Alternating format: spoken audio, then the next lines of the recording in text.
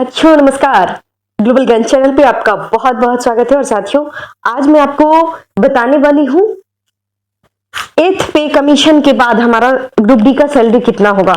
अभी मैं बता रही हूँ कि अभी सैलरी कितना है और 8th पे कमीशन जब 8वां वेतन आयोग जब इंप्लीमेंट हो जाएगा, लागू हो जाएगा, जो जनवरी 2026 में लागू होनी है, उसके लिए अभी समिति की गठन कर दी गई है और पूरा का पूरा कमेटी बन चुका है। इसका एक अध्यक्ष बनाया जाएगा और उस आधार पे जो हमारा 2026 से जो स्टार्टिंग सैलरी होने वाली है वो कितनी होने वाली है वो मैं पहले आपको बता दूं।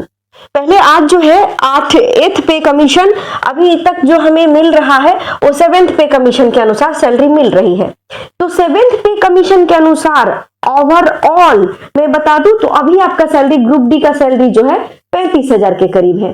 ठीक है, ये 35,000 जैसे ही मतलब एक साल के बाद आपका 2026 में सैलरी कितनी होने वाली है वो सीधे बढ़कर होने वाली है 51,000।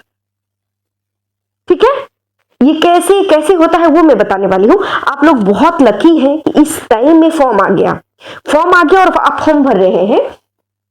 देखिए एक्चुअली जब हमारा देश आजाद हुआ था 1947 में, 1946 में पहला ये कमेटी का गठन हुआ था। आप सोचिए ना, जब ये 8वां वेतन आयोग है तो पहला वेतन आयोग बना होगा, दूसरा वेतन आयोग बना होगा, तीसरा बना होगा, चौथा बना होगा, 5वां, 6वां, 7वां, 8वां, अभी 8वां पे हम लोग पहुंच गए हैं। तो अभी दिसंबर 2025 तक आपका सैलरी जो है आप ज्वाइन करते हैं तो 35,000 क्रॉस रहने वाली है। और जैसे ही 2026 होती है आपका जो सैलरी अमाउंट है वो 51,000 क्रॉस होने वाली है। क्यों? अभी जो हमारा जो 7th पे कमीशन है उसमें हमारा बेसिक पे 18,000 है। 18,000 पे हमारा डीए, टीए, एचआरए ये सब इंक्लूड करके हम 35,000 पे पहुंचते हैं। ठीक है, ये बेसिक का कमाल है 18,000। वो उसका इतिहास क्या रहा है वो मैं पहले इस पर बात करूंगी कि उसका इतिहास क्या रहा है।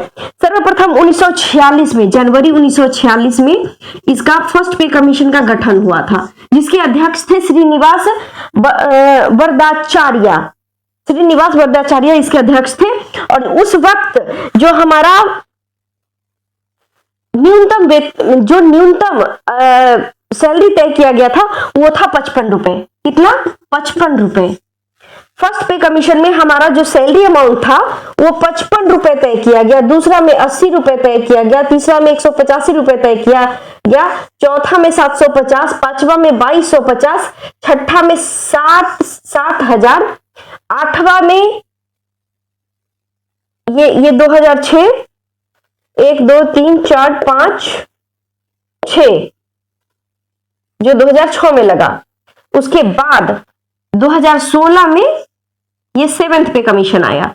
2016 में क्या आया? 7th पे कमीशन, जिसमें 18,000 हो गया। आप सोचिए वास्तव में कितना अमाउंट सैलरी शुरू हुआ था 55 से, क्योंकि उस वक्त 10 रुपए मिलता था, कभी 22 रुपए मिलता था, कभी 30 रुपए मिलता था।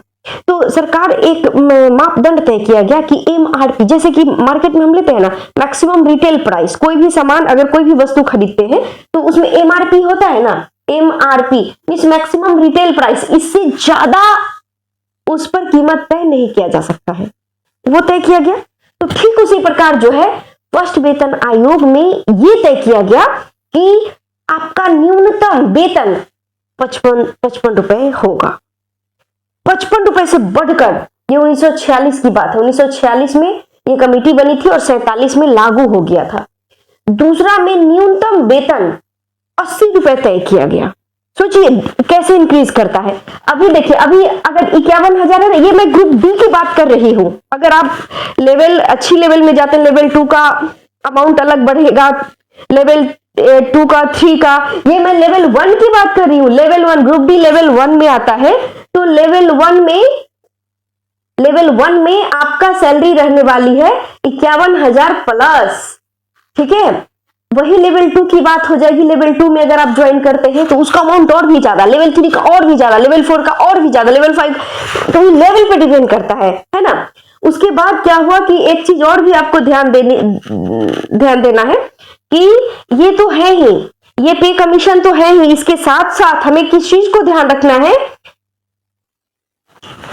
हमें इस चीज का ध्यान रखना है कि फिटमेंट फैक्टर होता है, मतलब जो हमारी अभी बेसिक सैलरी है ना 18,000, रेलवे ग्रुप डी का जो बेसिक सैलरी है जिसको हम न्यूनतम वेजेस एक्ट के तहत पढ़ते हैं, मतलब न्यूनतम जो सैलरी है वो 18,000 है। तो 18 पहले जो था 2006 में यह सैलरी था 7,000। कितना था? 2006 में यह जो सैलरी था वह था 7,000। ठीक है।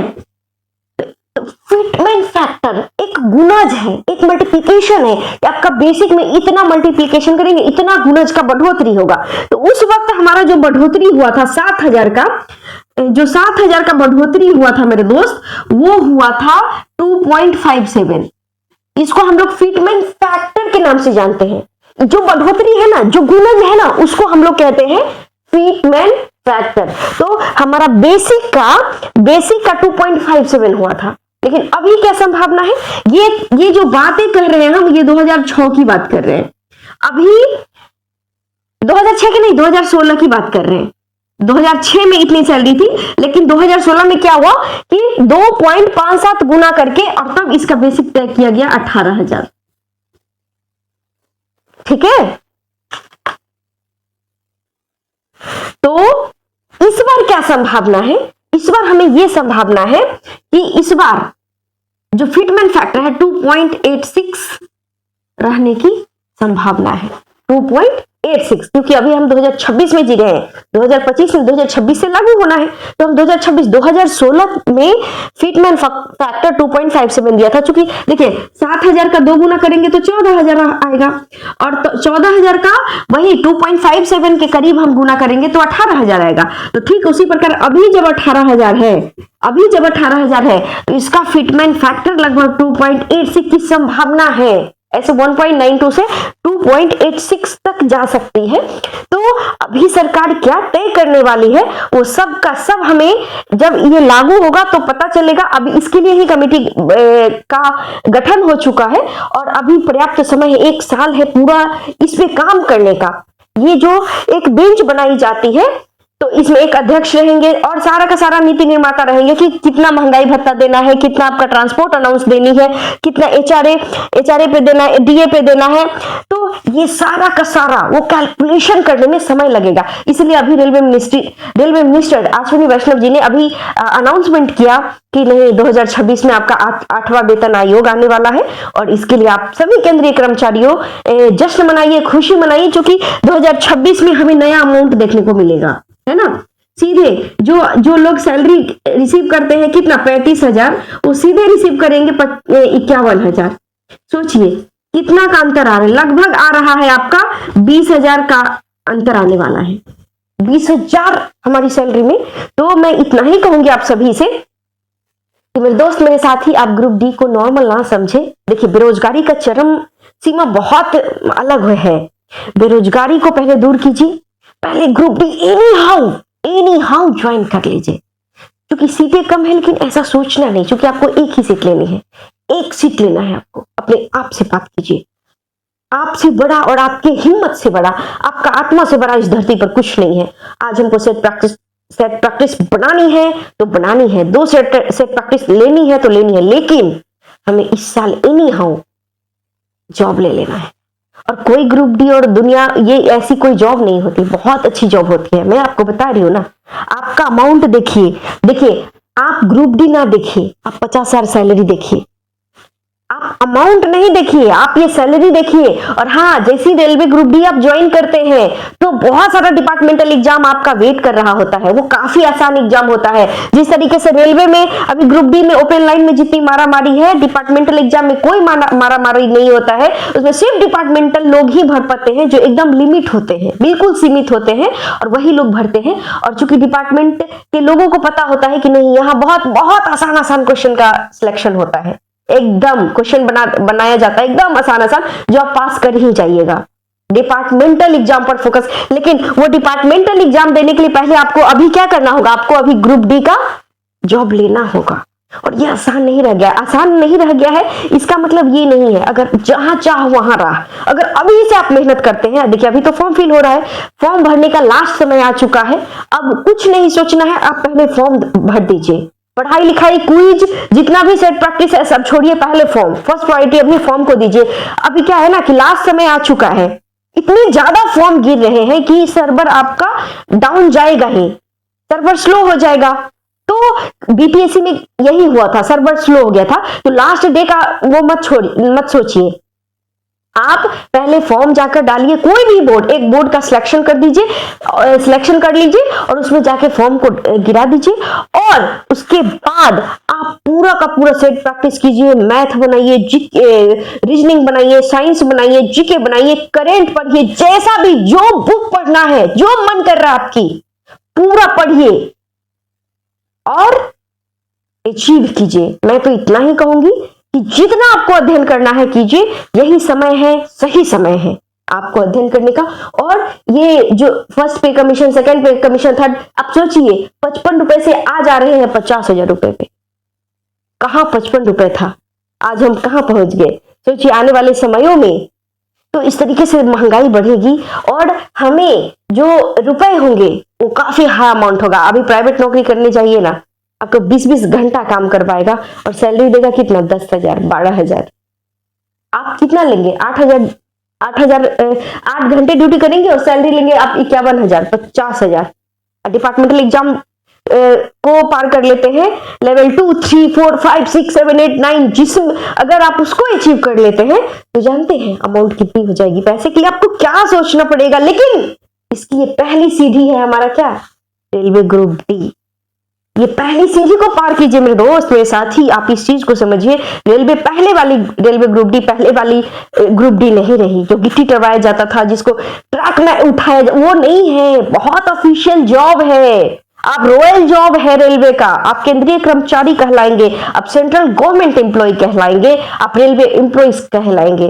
पहले जब आप रेलवे ग्रुप डी ज्वाइन करके, जब आपको कोई कहेगा ना अरे आप रेलवे स्टाफ है, वो ये नहीं कहेगा कि आप रेलवे ग्रुप डी स्टाफ, ऐसा नहीं बोलेगा, आप रेलवे स्टाफ है ऐसे करके बात करेगा। आप इतना गौरवान्वित महसूस कीजिएगा मेरे दोस्त, इतना ज्यादा। और हाँ, अभी कोई भी बोर्ड का सिलेक्शन करनी हो, आप उस बोर्ड का सिलेक्शन कर लीजिए मेरे दोस्त। कोई भी बोर्ड आपको सिलेक्शन करना है, मान लीजिए बेंगलुरु हमको भरना है, बेंगलुरु भरना है, मान लीजिए हमको चेन्नई भरना है, मान लीजिए हमको सिकंदराबाद बोर्ड भरना है, कोई भी बोर्ड भरना है, कोई दिक्कत नहीं है, पहले भरिए, पहले जॉब को ज्वाइन कीजिए। अरे ट्रांसफर ओन रिक्वेस्ट तो है ना, ओन रिक्वेस्ट एक फॉर्म आता है, ज्वाइन करने के बाद उसको भर दीजिएगा। आपको जिस भी घर के नजदीक वाला डिवीजन है उसमें ओन रिक्वेस्ट फॉर्म ऑनलाइन अभी तो हो रहा है, आप उसको फिल कर दीजिएगा और आप मन पसंदीदा घर आ जाइएगा। लेकिन इसके लिए पहले तो कहीं ना कहीं जाके, क्योंकि आप पटना अभी भर दीजिएगा हाजीपुर जोन में, और अभी यहां भर देंगे और यहाँ का कटअप ज्यादा चला जाएगा तो क्या करेंगे। अगर रिस्क से बचना चाहते हैं तो साउथ इंडिया एक बेस्ट ऑप्शन है, मिडिल इंडिया भी बेस्ट ऑप्शन है। हालांकि मुंबई में बहुत सारे लोग भर रहे हैं, कसमकस वहां भी है, गुवाहाटी, कोलकाता, जो आपकी मर्जी हो भरिए। अब मैं ज्यादा नहीं बोलूंगी क्योंकि मैं ऑलरेडी वीडियो बना चुकी हूँ बोर्ड के बारे में, किस बोर्ड में फॉर्म फिल होना चाहिए। अगर आप उस वीडियो को नहीं देखे हैं, वो कंफ्यूजन होगा आपके मन में, तो उसको भी जाके भर सकते हैं। मैं तो कहती हूँ लड़कियों को भी कहीं भी भारत के किसी भी कोने में आप चली जाइए, मेरी बहन, मेरी दोस्त, मेरी सहेली, भारत के किसी भी कोने में आप चले जाइए, ओन रिक्वेस्ट एक फॉर्म होता है मेरी दोस्त, ओन रिक्वेस्ट आप फॉर्म फिल कर लीजिएगा और यूं ही आप अपने घर के पास वाले डिवीजन में ट्रांसफर करवा लीजिए, आपका ट्रांसफर हो जाएगा। डोंट वरी, अभी से चिंतित होने की जरूरत नहीं है। अभी जरूरत है कि आप सही बोर्ड का सिलेक्शन कीजिए। देखिए, बोर्ड चूज करना भी एक बहुत बड़ा डिसीजन होता है लाइफ का। जो चूज कर रहे हैं कि हमको बेंगलुरु डिवीजन चूज करना है, हमको कोलकाता डिवीजन चूज करना है, हमको मुंबई डिवीजन चूज करना है, तो यह भी एक बहुत बड़ा चैलेंज है, आपके लाइफ का एक डिसीजन है। आप आजकल कोई महिला और जेंट्स नहीं होता है, आप कहीं भी भर दीजिए फॉर्म। अरे सुनीता विलियम जब अंतरिक्ष में जाकर के उतना दिन रुक सकती है मेरी दोस्त, ये तो भारत का एक भूमि है जो किसी भी कोने में आप वहां पर जाकर के और ट्रांसफर करके आ सकती है। कौन कहता ट्रांसफर नहीं हो रहा है भाई, वो डिमोरलाइज करता है। कोई अगर इस तरीके का मैसेज कर रहा है कि एक बार ज्वाइन कर लेंगे तो दोबारा ट्रांसफर नहीं होता, ये मिथ्या है मेरे दोस्त, ऐसा होता नहीं है। जो रेलवे एम्प्लॉय है, रियल रेलवे एम्प्लॉय, उनसे बात करके देखिए, आपको सारा कुछ समझ में आएगा। स्पेशली रेलवे ग्रुप डी है ना मेरे दोस्त, पहले तो ज्वाइन कीजिए। अगर रेलवे ग्रुप डी आप ज्वाइन कर लेंगे, सैलरी आना शुरू हो जाएगा। आपका 50,000 क्रॉस सैलरी आना शुरू हो जाएगा। उसके बाद आप मात्र 8 घंटा क्या, 8 घंटा की जगह पे 2 घंटा भी ड्यूटी होती है। 2 घंटा ड्यूटी करके ग्रुप डी एक ऐसी नौकरी है कि आप पढ़ सकते हैं, आप पढ़ाई कर सकते हैं, आगे का तैयारी भी कर सकते हैं। आप अपना आगे, आप अपने अध्ययन को, आप अपने स्टडी को जारी रख सकते हैं। आप स्टडी को जारी रख सकते हैं। ग्रुप डी पढ़ने वाला नौकरी होता है। ग्रुप डी माइंड एंगेजमेंट वाली ड्यूटी नहीं होती है। माइंड कोई भी बिल्कुल फ्री होता है आपका दिमाग। कोई भी एक ट्रैकमैन से भी पूछिए, वो एकदम झोला रहेंगे, उसमें किताब रख करके पढ़ते रहेंगे। अभी तो ऑनलाइन है ना, डिजिटल युग का सदुपयोग कीजिए। मोबाइल में पढ़िए, ऑनलाइन सारी क्लासेस अवेलेबल है, वो सब चीज हो जाएगा। लेकिन पहले क्या करना है हमको, पहले हमको इस पर फोकस करना है। D D D, don't worry what is D, don't worry, don't think what is D. Group D, अरे डिमोरलाइज 4th ग्रेड, ऐसा नहीं सोचना है। नौकरी है वो, रेलवे गवर्नमेंट एम्प्लॉय होंगे आप रेलवे के स्टाफ होंगे। और आपको क्या होगा, अरे आपके टोटल फैमिली को, जो आपके डिपेंडेंट फैमिली होगा प्लस आपका होगा, पूरा कभी भी कोई भी इलाज करवाइए, 1 रुपए कभी कहीं खर्च नहीं लगने वाला है। भारत में बहुत बड़ा बड़ा रेलवे हॉस्पिटल बने हुए हैं सिर्फ रेलवे एम्प्लॉयज के लिए, उनके बच्चे के लिए, उनकी पत्नी के लिए, उनकी माँ के लिए, उनके डिपेंडेंट फैमिली के लिए। पूरा का पूरा मेडिकल, आपके बच्चे हैं उसको पढ़ाने के लिए रेलवे प्रत्येक साल चाइल्ड केयर अलाउंस देती है 27,000 एक बच्चे का। अगर 2 बच्चे हैं तो 54,000 मिलेगा आपको। बोनस देती है एक साल में, आपको एक साल में बोनस देगी आपको 20,000 रुपए। अब क्या चाहिए आपको, ड्रेस अनाउंस देगी, आपको शूज दे, अब बहुत सारी चीजें हैं। लेकिन आप डिपार्टमेंट में घुसेंगे तो इन चीजों को आप और अच्छे से समझ पाइएगा। मैं एक शब्दों में कहूं तो पहले ज्वाइन करो मेरे दोस्त, पूरा तैयारी करो, जम के पूरा सेट प्रैक्टिस करो, पूरा अध्ययन करो। सोचो लाइफ का बहुत बड़ा ये चीज है आपके लिए यही पूजा, यही त्योहार, यही सब चीज है। फॉर्म भरिए, जितना भी समय गवर्नमेंट देगी, जितना भी समय रेलवे आपको देगी, फॉर्म भरने के बाद एग्जाम का उसका सोचना नहीं है, कल से लग जाइए। लेकिन पहले फॉर्म फिल कर लीजिए अच्छे से। अगर फॉर्म फिल हो गया है तो सेट प्रैक्टिस करिए, पूरा पढ़िए। कोई किसी भी चीज पर डाउट है अपने आप को जगाइए। सब कुछ आप है, आपके अलावा कुछ नहीं है, सब कुछ, everything is only you, nothing is there and nothing is here.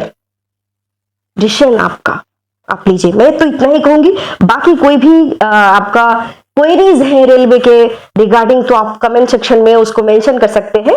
मैं उस चीज को कोशिश करूंगी आपको एक्सप्लेन करने का। तो थैंक यू वेरी मच। जय हिंद मेरे दोस्त, जय हिंद, भारत माता की जय।